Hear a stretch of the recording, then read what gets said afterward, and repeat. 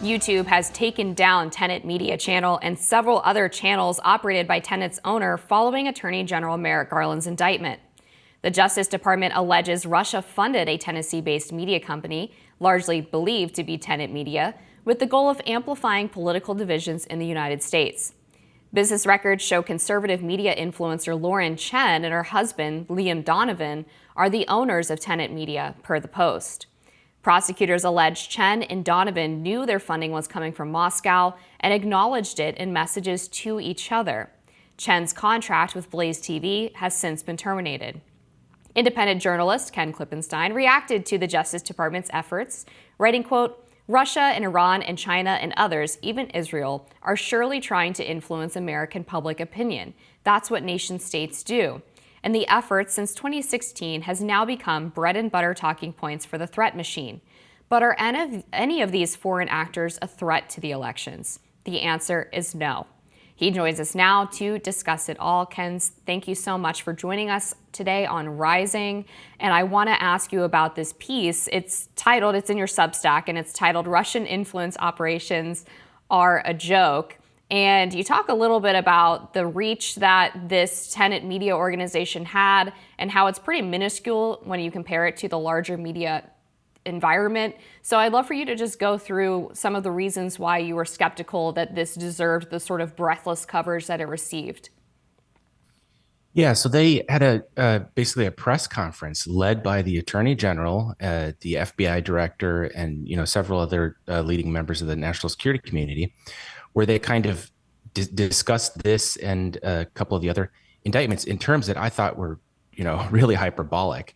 If you look at what the national security director, assistant director of the FBI, said in an announcement accompanying the indictments, he described it as psychological warfare being propagated against the American people, and they have all this language about, it's undercutting our democratic fabric. Now, I personally don't have any problem with them prosecuting violations of the Foreign Agents Registration Act, but to act like this is going to have any sort of appreciable effect on the body politic in the United States, I think not only do I think that's ridiculous, folks in government think that as well, including elements within the security community that have been specifically tasked with investigating, working on foreign influence efforts. As I quote in the story, the lead CIA author of the Intelligence Committee assessment into Russian interference in the 2016 election himself says that this whole thing is very unlikely to have any sort of lasting or appreciable effect, much less swinging the election, which is often the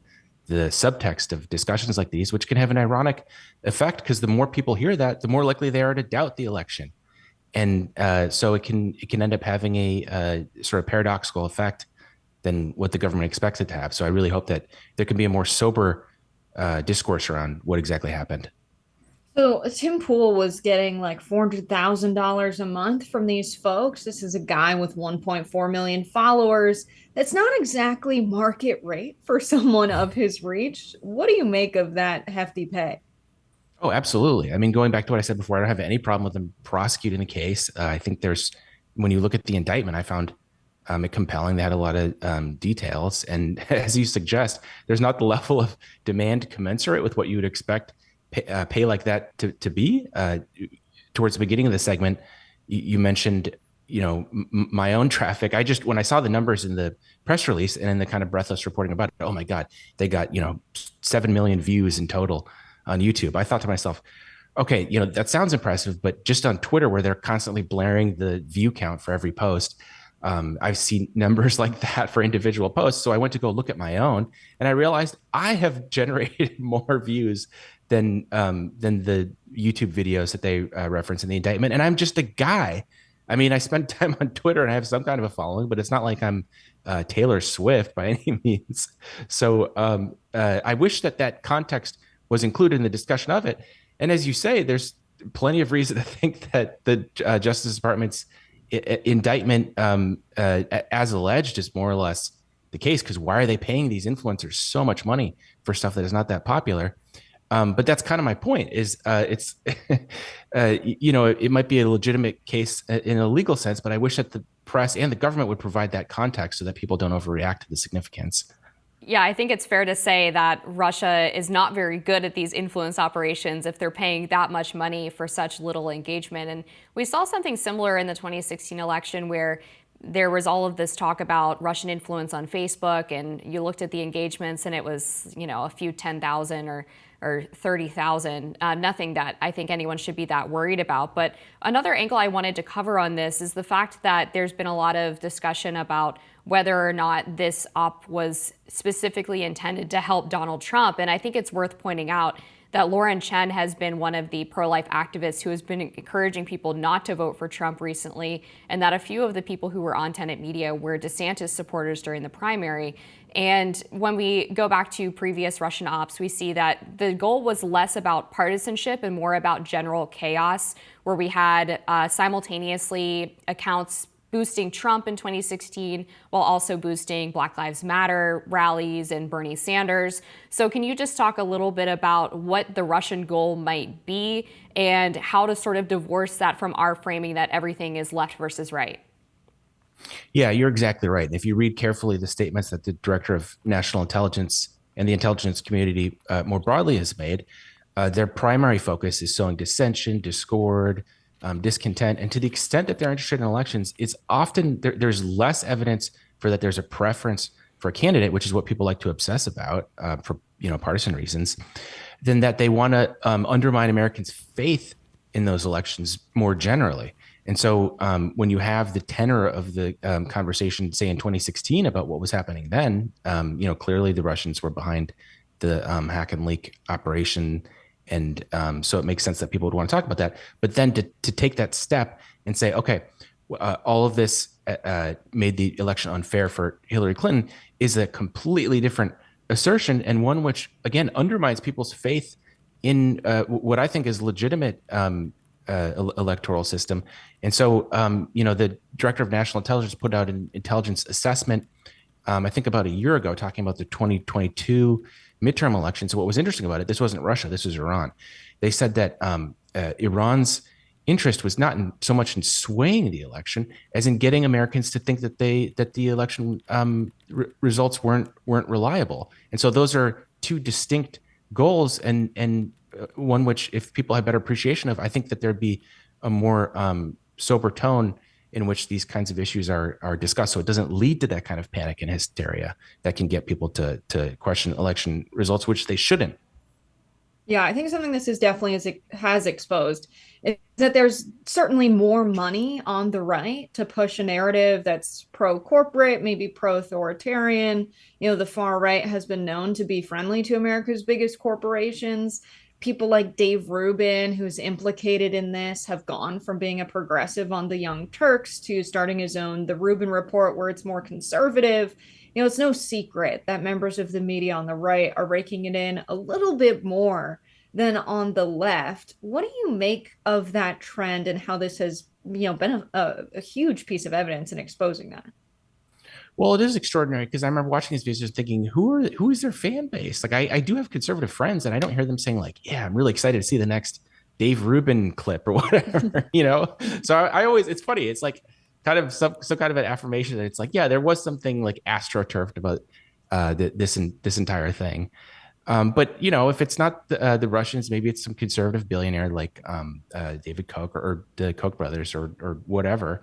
And so, I think that all goes to people's distrust of media more generally, and whether what they're seeing is real or if it's something that someone else wants them to say. And so I think that's part of the reason that a story like this has taken off to the extent it has, because people do have this sense, not just about conservatives, but in general about the media they're consuming. It's like, okay, is this like organic or authentic, or is this something that some rich guy wants me to see? And so to the extent that this story has gone really viral, I think that's part of it. And so it makes sense that people will be interested in it. I just hope that we're able to approach it with some degree of caution and cool-headedness.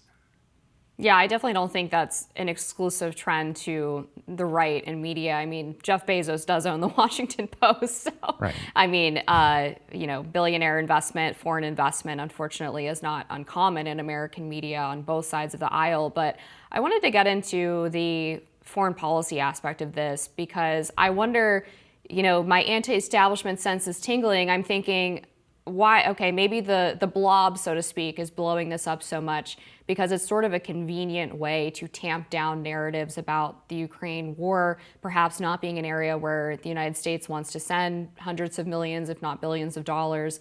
Maybe they want to tamp down people who are skeptical of American involvement in that conflict more generally. And this is sort of a convenient way because these people appear to be compromised to dispel all narratives surrounding the Ukraine-Russia war. Yeah, so historically, foreign adversaries have tried to exploit or put some resources towards magnifying narratives which they consider beneficial, but which were in themselves legitimate. So, for example, during the civil rights movement, there's abundant at this point historical evidence for that the Russians tried to some degree, I think mostly ineffectively, to amplify the legitimate complaints of Black Americans who wanted, better and more equal treatment under the law. And so, when you look at a case like this, one of the most unfortunate reactions, and I saw this on Twitter, is people saying, "Oh, therefore the discourse around Ukraine, that all must be paid." And again, that's a leap because some of it can be paid. Some of these influencers can be paid, and there can be people that have organic concerns about these things that, by definition, are going to be taken advantage of by foreign governments. Anytime, if your goal is to spread dissension and chaos and to exploit divisions within the society, you're going to pick real divisions. You can't just make one up. The most effective ones are going to be real ones. And so that's another issue on which you've got to look at it and be careful in how you proceed with this and be clear about what this indictment means and what it doesn't mean. And it doesn't mean that the concerns that perhaps this media company was being paid to exploit were created out of whole cloth. All right, Ken, we're going to have to leave it there. Thank you so much for joining us today. We appreciate it. Thanks, guys.